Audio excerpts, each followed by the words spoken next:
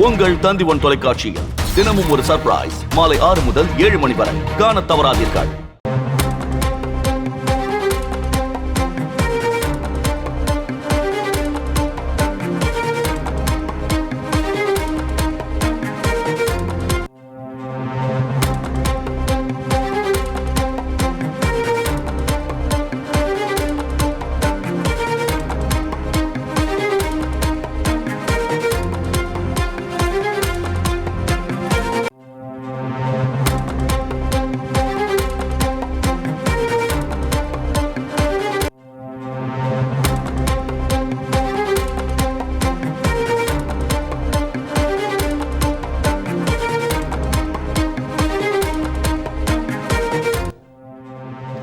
அண்மை செய்தி.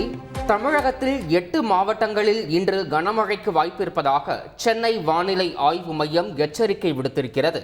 ராணிப்பேட்டை, காஞ்சிபுரம், செங்கல்பட்டு, விழுப்புரம் மாவட்டங்களில் இன்று கனமழைக்கு வாய்ப்பிருப்பதாகவும், அதேபோல கடலூர், மயிலாடுதுறை, நீலகிரி மற்றும் கோவை மாவட்டங்களிலும் கனமழை பெய்ய வாய்ப்பிருப்பதாகவும் சென்னை வானிலை ஆய்வு மையம் தகவல் தெரிவித்திருக்கிறது.